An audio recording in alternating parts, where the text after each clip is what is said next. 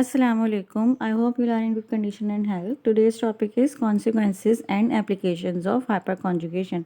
इससे पहले कि हम अपनी वीडियो स्टार्ट करें, अगर आपने मेरा चैनल सब्सक्राइब नहीं किया तो उसको सब्सक्राइब कर दीजिए, लाइक कर दीजिए, शेयर कर दीजिए ताकि दूसरे स्टूडेंट्स भी इससे बेनिफिट ले सकें। मूव करते हैं अपने टॉपिक है हमारा consequences and applications of hyper conjugation, यानी कि हाइपर कॉन्जुगेशन के बाद जो उसके कहाँ कहाँ एप्लीकेशंस होती हैं और जो है उसके रिज़ल्ट आखिर में फ़ाइनल रिज़ल्ट क्या होता है। सबसे पहले स्टेबिलिटी ऑफ अल्कीन्स। मैंने बताया कि जो नॉन कॉन्जुगेटेड सिस्टम्स होते हैं वो लेस स्टेबल होते हैं as compare to the conjugated system, ठीक है। इसलिए हाइपर कॉन्जुगेशन में भी ज़्यादा हाइपर कॉन्जुगेशन से भी कंपाउंड जो है मोर स्टेबल हो जाता है। स्टेबिलिटी ऑफ अल्कीन कैसे अचीव होती है? As a general rule, greater the number of alkyl groups containing hydrogen attach on the double bond, greater is the stability of alkene. अच्छा, ये जैसे कि ये हमने पहले ही पढ़ा है कि जितने नंबर ऑफ अल्काइल ग्रुप्स होंगे, जैसे कि हाइड्रोजन है, जितने नंबर ऑफ हाइड्रोजन से हमने कहा था उतने ही स्टेबिलिटी इंक्रीज होगी। इसी तरीके से जितने नंबर ऑफ अल्काइल ग्रुप्स होंगे तो कहते हैं जो क्या डबल बॉन्ड से अटैच्ड होंगे उतनी ही ज़्यादा स्टेबिलिटी होगी। This is because of increase in number of contributing no bond resonance structure. क्योंकि ये इसलिए है क्योंकि हमारे पास जो है वो मतलब ज़्यादा नंबर ऑफ जो है ना नो बॉन्ड रेजोनेंस स्ट्रक्चर, यानी कि हाइड्रोजन जो है वो हमारे पास प्रेजेंट होते हैं। इसकी वजह से स्टेबिलिटी जो है वो इंक्रीज होती है, क्योंकि हाइड्रोजन जो सिग्मा और पाई बॉन्ड के जो बॉन्ड था वो नो बॉन्ड रेजोनेंस बॉन्ड बना रहे थे, ठीक है। Therefore 2 butane is more stable then 1 butane. इसलिए 2 ब्यूटेन जो है वो ज़्यादा स्टेबल होता है as compare to the 1 butene के, क्योंकि उसमें अल्काइल ग्रुप जो है ना एक अल्काइल ग्रुप इंक्रीज हो जाते हैं और दूसरे साथ अल्काइल ग्रुप इंक्रीज हो जाता है तो हाइड्रोजन भी इंक्रीज होते हैं। This is because in 2 butene there are 6 hydrogen involve in hyper conjugation, where there are only 2 hydrogen involve in case of 1 butene. क्योंकि 2 ब्यूटेन में क्या हो रहा है कि 6 हाइड्रोजन इंक्रीज हो जाते हैं, बाकी जो 1 ब्यूटेन होता है उसमें सिर्फ ओनली 2 हाइड्रोजन होते हैं। दैट्स वाई 2 ब्यूटेन जो है वो मोर स्टेबल है। जैसे कि ये देख लें हैं कि 1 ब्यूटेन है और एक 2 ब्यूटेन है, ठीक है। इसमें क्या हो रहा है कि जो है हाइड्रोजन की क्वांटिटी ज़्यादा है, जो है ना 6 हाइड्रोजन है 2 ब्यूटेन में और 1 ब्यूटेन में ओनली 2 हाइड्रोजन है, ठीक है। With increase in number of methyl groups on the double bond the stability of alkyne increase. जैसे ऐसा हमने जैसे कहा था कि हाइड्रोजन इंक्रीज करने से भी स्टेबिलिटी बढ़ी है, इसी तरीके से मिथाइल ग्रुप नंबर ऑफ मतलब increase number of methyl group से भी जो है वो स्टेबिलिटी ऑफ अल्कीन इंक्रीज होती है। With rise in the stability of alkyne the value of heat of hydrogenation decreases, ठीक है। अच्छा, जैसे जैसे अल्कीन की स्टेबिलिटी इंक्रीज होती है तो जो हीट ऑफ हाइड्रोजनेशन है वो डिक्रीज होती चली जाती है, यानी कि वो एनर्जी जो कि हाइड्रोजन के एडिशन के लिए हमें चाहिए होती है वो डिक्रीज होती चली जाती है। For more substituted alkene heat of formation is higher than expected. अच्छा, जितने ज़्यादा सब्स्टिट्यूटेड अल्कीन होगा, जैसे कि मिथाइल ग्रुप उसमें ज़्यादा होंगे तो हीट ऑफ फॉर्मेशन हाई हो जाएगी और जो ना हीट ऑफ हाइड्रोजनेशन जो कि है वो क्या है वो डिक्रीज हो जाती है। It must be kept in mind that the important condition for hyperconjugation to take place in alkenes is that the alkyl group attached to the double bond must have minimum 1 hydrogen atom. अच्छा, alkyne के लिए ये ज़रूरी है कि उसमें hyper conjugation हो सके कि जो अल्काइल ग्रुप जो है वो अटैच्ड हो डबल बॉन्ड से, उसके पास जैसे जो है एटलीस्ट 1 हाइड्रोजन होना चाहिए। For example, in case of following alkene containing a tert butyl group on doubly bonded carbon the hyperconjugation is not possible. अच्छा, फॉर एग्जाम्पल जैसे कि टर्ब्यूटीन है, उसमें जो है वो 4 तरफ से जो है 4 साइड से जो है वो मिथाइल ग्रुप होता है, तो इसके अंदर जो है वो हाइपर जो कॉन्जुगेशन नहीं हो सकती क्योंकि इसमें हाइड्रोजन इन्वॉल्व नहीं है, ठीक है। अब है स्टेबिलिटी ऑफ कार्बोकैटाइन, जिसको हम कार्बोनियम आयन्स भी कहते हैं। The ethyl carbocation is more stable यानी मिथाइल कार्बोकैटाइन, क्योंकि उसमें अल्काइल ग्रुप ज़्यादा है, ठीक है। This is because the sigma electrons of the alpha carbon to hydrogen bond in ethyl group are delocalized into the empty p orbital of the positive carbon center and thus by giving rise to no bond resonance structure।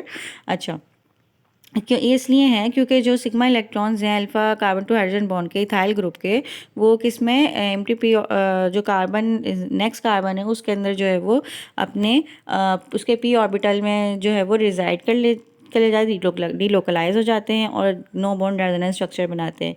But hyper conjugation is not possible in methyl carbocation, और इसलिए hyperconjugation जो होती है वो possible नहीं है methyl carbocation में, क्योंकि उसमें जो है वो सिर्फ उसमें जो है वो डीलोकलाइज नहीं कर पाते जो है ना क्या कहते हैं sigma electrons of carbon to hydrogen bond के। Next, in general, as the number of alkyl groups containing hydrogen attached to the positively charged carbon increases, the stability of carbonium ion increases because of increasing number of contributing structures to hyperconjugation.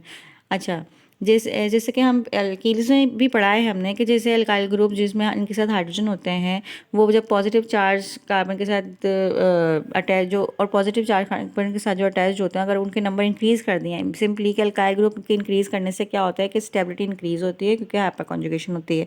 This kind of hyperconjugation can also refer to as isovalent hyperconjugation since there is no decrease in number of bonds in the no bond resonance form. अच्छा, ये इस तरह की जो hyper conjugation कहलाती है वो कहलाती है आइसोवैलेंट हाइपर कॉन्जुगेशन, क्योंकि इसमें जो बॉन्ड्स हैं वो जो है डिक्रीज़ नहीं होते। जब नो बॉन्ड रेजोनेंस फॉर्म्स बनती हैं तो उसमें कार्बोनियम आयन में जो है वो नंबर ऑफ बॉन्ड उतने ही रहते हैं जितने पहले थे और डिक्रीज नहीं होते।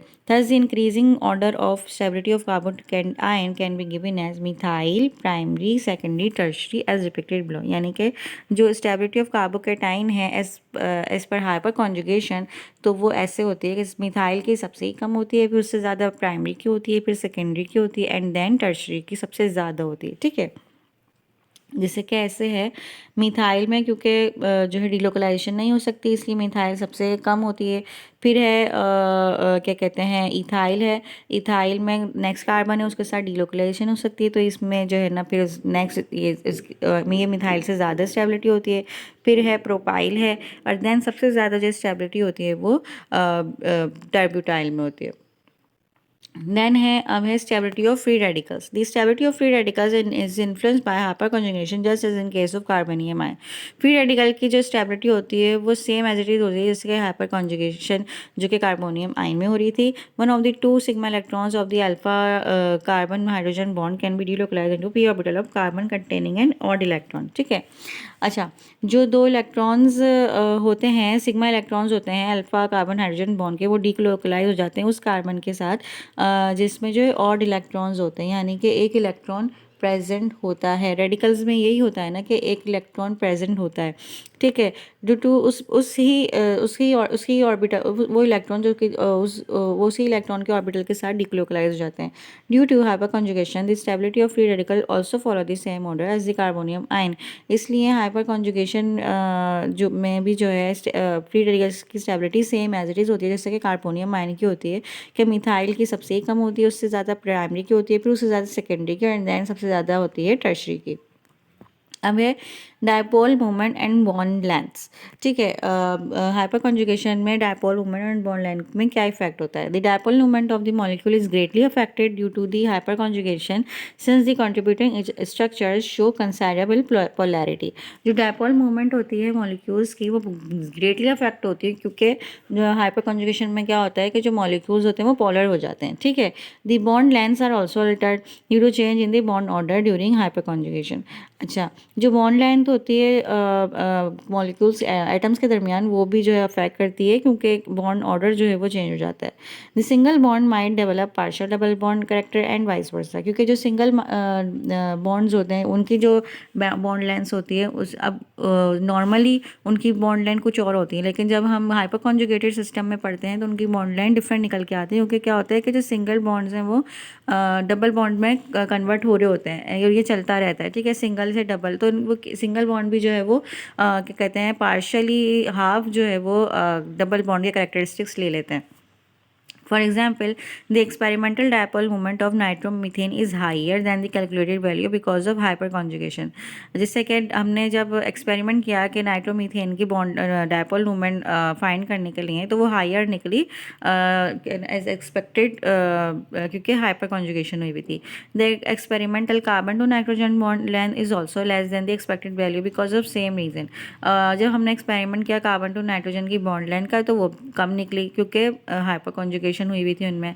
The same explanation can be given to decreasing of carbon to carbon bond adjacent to carbon to triple nitrogen bond in acetonitrile and also the carbon to carbon single bond adjacent to the carbon triple bond carbon in propyne।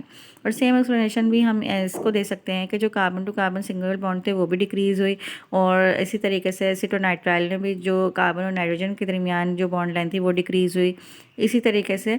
यानी कि bond hyper conjugated system में क्या होता है कि जो bond length है वो डिक्रीज़ हो जाती हैं। Here also the observed dipole moments are different from their expected values due to hyperconjugation। और dipole moment भी जो है वो डिफरेंट आती है as compare to the normal molecule के, क्योंकि इनमें हाइपर कॉन्जुगेशन हो चुकी होती है। ठीक है, जैसे कि एसीटोनाइट्राइल है और ये प्रोपाइन है, इनमें इस तरीके से हाइपर कॉन्जुगेशन होती है। ठीक है, अब है reactivity and orientation of electrophilic substitution on benzene ring. अच्छा, जब कोई भी इलेक्ट्रोफाइल यानी कि जो कि इलेक्ट्रॉन डोनर होता है, ठीक है, वो अटैच्ड होता है किसी भी बेंजीन रिंग के साथ, तो क्या इफेक्ट होता है बेंजीन की रिएक्टिविटी पे। In case of toluene the reactivity of the ring towards electrophilic substitution increases. ठीक है, जिससे कि हम टॉलीन पढ़ते हैं उसमें क्या होता है, जब इलेक्ट्रोफाइल अटैच्ड होता है किसी भी बेंजीन रिंग के साथ, तो उसकी रिएक्टिविटी इंक्रीज हो जाती है and this substitution is directed at ortho and para position to the methyl group. ठीक है, और सब्स्टिट्यूशन कहाँ पे होती है, ऑर्थो और पैरा पोजीशन पे होती है। अब जब रिएक्टिविटी इंक्रीज होती है बेंजीन रिंग की, तो जब अगर हम सब्स्टिट्यूशन करते हैं बेंजीन रिंग में, तो वो ऑर्थो एंड पैरा पोजीशन में होती है। This can be explain mainly by hyper conjugative effect, और ये हाइपर कॉन्जुगेटिव इफेक्ट की वजह से होता है। The methyl group release electrons towards the benzene ring partly due to inductive effect and mainly due to hyperconjugation. ठीक है, इसमें क्या होता है कि जो मिथाइल ग्रुप होता है वो इलेक्ट्रॉन रिलीज करता है बेंजीन टॉलीन में, जो है मिथाइल कनेक्टेड विद बेंजीन होता है ना, तो मिथाइल ग्रुप जो है वो बेंजीन की तरफ जो है अपने इलेक्ट्रॉन रिलीज करता है। ये हाफ जो है वो इंडक्टिव इफेक्ट की वजह से होता है और हाफ जो है वो हाइपर कॉन्जुगेटेड इफेक्ट की वजह से होता है। The no bond resonance forms of toluene due to hyperconjugation is shown below। ठीक है, ये नो बॉन्ड रेजोनेंस फॉर्म है। इसमें जो मिथाइल ग्रुप है वो क्या कर रहा है, क्या इलेक्ट्रॉन्स दे रहा है अपने बेंजीन को। इससे क्या होता है, जो बेंजीन के जो डबल बॉन्ड्स हैं वो उसमें चेंजिंग होती है, और जो सब्स्टिट्यूशन होती है वो कहाँ होती है, mainly ortho and para position पे। From hyperconjugative structure can be seen clearly that the electron density on benzene is increased at ortho and para position. हम हाइपर कॉन्जुगेटिव स्ट्रक्चर से हम देख सकते हैं कि ऑर्थो और पैरा पोजिशन पे जो है क्या है, इलेक्ट्रॉन की डेंसिटी इंक्रीज हो गई है। ठीक है, this position has attract the electrophiles more than Meta position. इसलिए ये जो है वो ये पोजीशन जो है वो ज़्यादा जो है वो इलेक्ट्रोफाइल अट्रैक्ट करती हैं अपनी तरफ as compare to the meta position के। The inductive effect is comparatively weaker effect and hyperconjugation over spark. अब इसमें क्या होता है कि जो इंडक्टिव इफेक्ट होता है, हमने कहा था कि हाफ इंडक्टिव इफेक्ट की वजह से और हाफ हाइपर कॉन्जुगेटिव इफेक्ट की वजह से। ठीक है, लेकिन इसमें भी क्या होता है कि जो इंडक्टिव इफेक्ट होता है वो हम कहेंगे कि हाइपर कॉन्जुगेटिव इफेक्ट से वो वीक होता है as compare to hyperconjugation. As a proof, consider the substitution. For example, nitration on the following distributed benzene occurs ortho to methyl group and not ortho to the terbutyl group। ठीक है, अच्छा, अगर हम prove करना चाहें इस अपनी बात को, तो अगर हम नाइट्रेशन करवाएं फॉलोइंग सब बेंजीन रिंग के ऊपर, तो जो कि जिसमें क्या है, ऑर्थो पोजीशन पे जो है ना, मतलब ऑर्थो पोजीशन पे जो है वो नाइट्रेशन होती है मिथाइल ग्रुप के, और नॉट दी टर्ब्यूटाइल ग्रुप। यानी कि मिथाइल ग्रुप जो जहाँ पे क्या कहते हैं बेंजीन रिंग के साथ, उसकी ऑर्थो पोजीशन पे नाइट्रेशन होती है as compare to the tert butyl group के। वो क्यों, ऐसा क्यों है?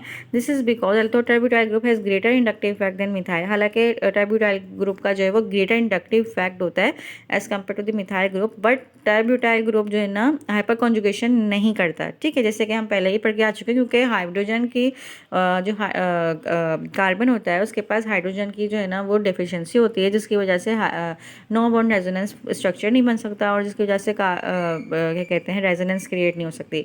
Also known that the tert butyl group is bulky and hinder the approach of electrolyte. और ये भी एक वजह है कि टर्ब्यूटाइल ग्रुप जो है वो बल्की होता है, क्योंकि इसमें 3,3 मिथाइल ग्रुप है, तो जिसकी वजह से वो जो है ना रिस्ट्रिक्शन कॉज होती है कि वो टर्ब्यूटाइल ग्रुप के ऑर्थो पे नहीं जाता, बल्कि मिथाइल ग्रुप जो कि सिंपल मॉलिक्यूल है, उसमें हाइड्रोजन भी ज़्यादा है और रेजोनेंस क्रिएट हो सकती है, और इसलिए वो नाइट्रेशन, और ये इसलिए जो है वो ज़्यादा हम कहेंगे कि ज़्यादा जो है मोस्ट बेस्ट ऑप्शन जो है वो मिथाइल के जो है ना ऑर्थो पोजीशन की तरफ ही सब्स्टिट्यूशन हो सकती है।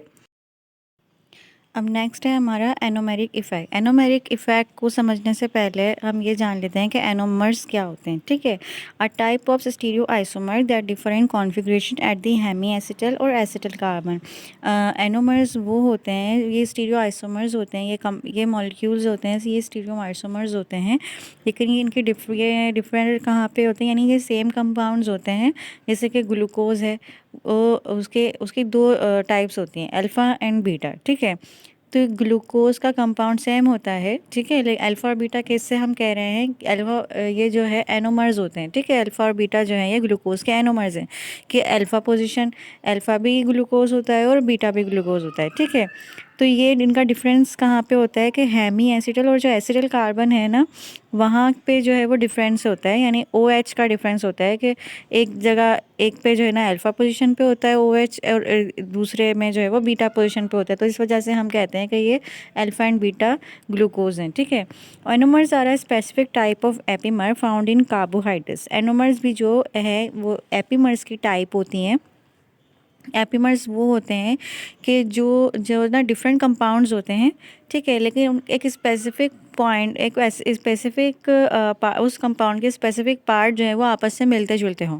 ठीक है, तो इनको हम एपीमर्स कहते हैं। एनोमर्स भी इसलिए हम कहते हैं कि एनोमर्स जो है वो एपीमर्स की टाइप है, जो कि कार्बोहाइड्रेट्स में ही पाई जाती है। For each set of 2 anomers there is an alpha anomer and a beta anomers. ठीक है, यानी अगर दो एनोमर्स हैं तो उनमें जो उनकी जो टाइप्स हो, उनमें जो दो डिफरेंस कर रहे होंगे, एक तो अल्फ़ा पोजीशन पे होगा, यानी एक अल्फ़ा एनोमर होगा और बीटा एनोमर होगा।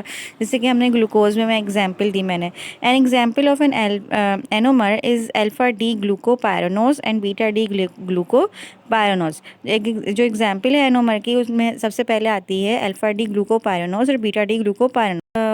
हाइड्रोक्सिल ग्रुप की पोजीशन की वजह से हम कहते हैं कि ये अल्फ़ा एनोमर है और ये बीटा एनोमर है। ठीक है, जिससे कि ये है अल्फ़ा डी ग्लूकोपायरानोज। इसका एक ये ओपन चेन में जैसे दिखाया गया है कि एल्डिहाइड लगा हुआ है। ठीक है, अब इसमें इसके जो है दो तरीके के जो है हमारे पास क्लोज चेन में रिंग बनते हैं। ठीक है, एक में क्या है, एक अल्फ़ा डी ग्लूकोपायरानोज में क्या है, जो डाउनवर्ड है हाइड्रोक्साइल ग्रुप, तो हम इसको कह रहे हैं कि ये अल्फ़ा पोजीशन यानी डाउनवर्ड है।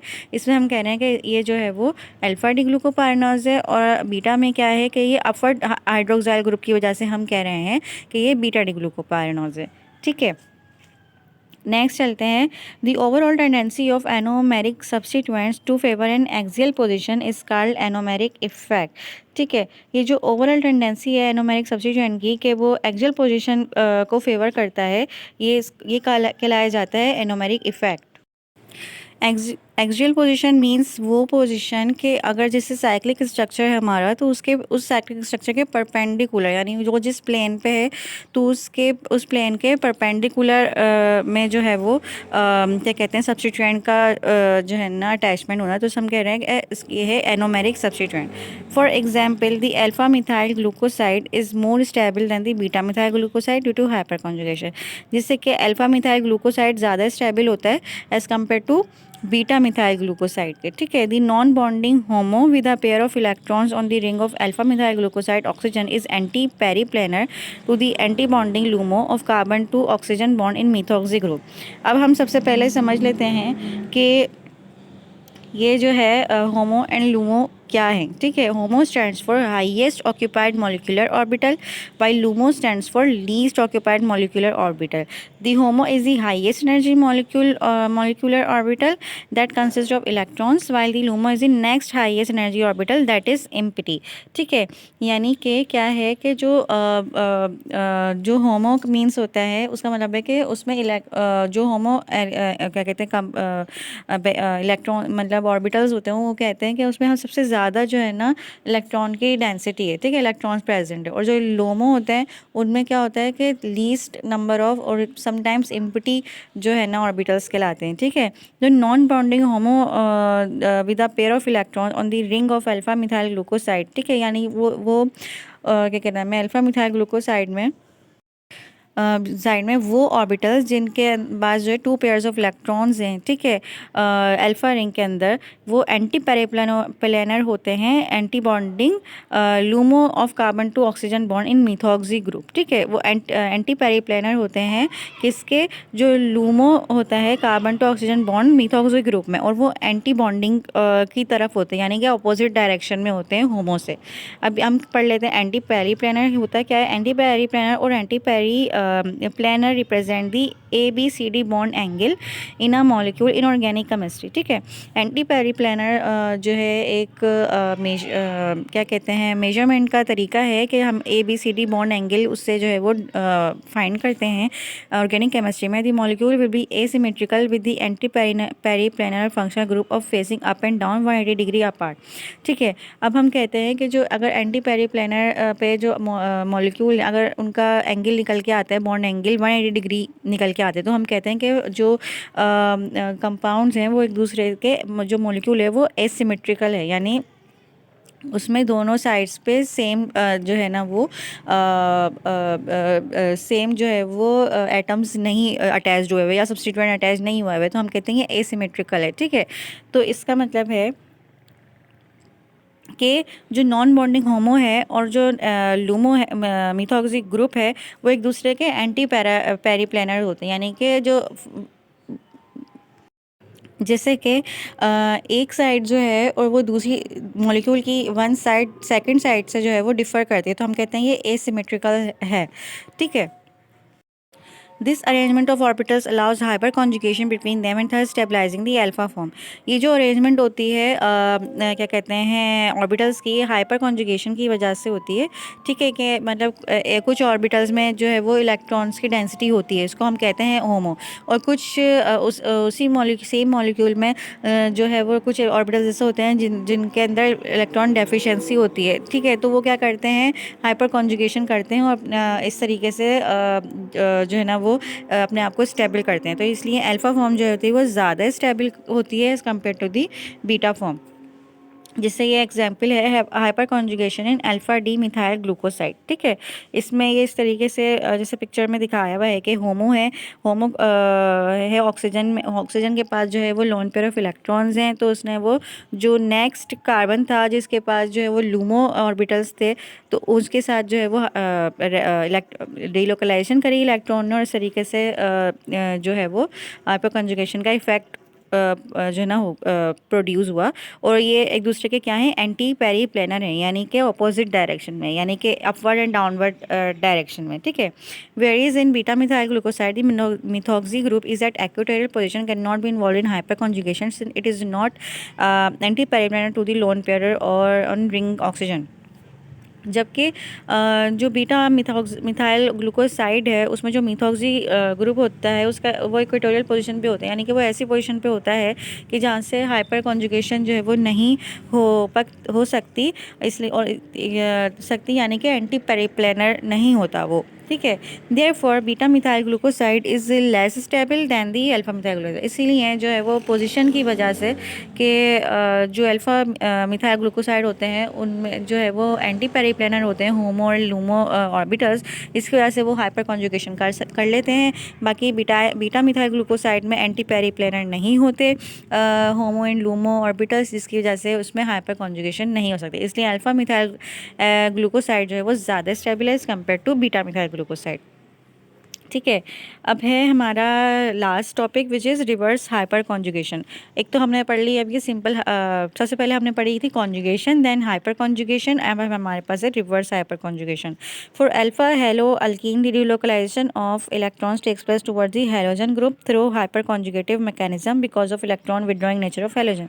अच्छा, हैलोजन वो कंपाउंड होते हैं जो कि इलेक्ट्रॉन विदड्रॉ कर लेते हैं, ठीक है, यानी कि किसी भी कंपाउंड में से इलेक्ट्रॉन ले लेते हैं अपने पास, तो ठीक है, जिसकी वजह से जब कोई भी हैलोजन अटैच्ड है, जैसे कि इसमें एग्जांपल दिखाई है क्लोरीन की, ठीक है, इसमें क्लोरीन क्या करता है, कार्बन के इलेक्ट्रॉन्स अपनी तरफ ले लेता है, तो जिससे डबल बॉन्ड की शिफ्टिंग हो जाती है और इस तरीके से क्लोरीन की वजह से जो है वो डीलोकलाइजेशन हो जाती है इलेक्ट्रॉन्स की, और डीलोकलाइजेशन होती है तो फिर जो है वो हाइपर कॉन्जुगेशन का मैकेनिज्म चलता है। It is known as reverse hyper conjugation. ये रिवर्स हाइपर कॉन्जुगेशन कहलाती है क्योंकि जो है जो सब्स्टिट्यूएंट है वही जो है ना विदड्रॉ कर रहा है, और उसकी वजह से यानी चेन की वजह से जो है वो क्या कहते हैं हाइपर कॉन्जुगेशन नहीं हो रही है, बल्कि सब्स्टिट्यूएंट की वजह से हो रही है। The dipole moment of alpha halo alkene are remarkably increase because of this phenomena. तो जो डायपोल मूवमेंट होती है अल्फ़ा हेलो अल्किन की वो ज़्यादा होती है as compare to the normal, because इस फेनोमेना की वजह से। तो ये थी आज की हमारी वीडियो। आई होप कि आपको पसंद आई होगी। अगर आपने मेरा चैनल सब्सक्राइब नहीं किया तो उसको सब्सक्राइब कर दीजिए, लाइक कर दीजिए, शेयर कर दीजिए, ताकि दूसरे स्टूडेंट भी इससे बेनिफिट ले।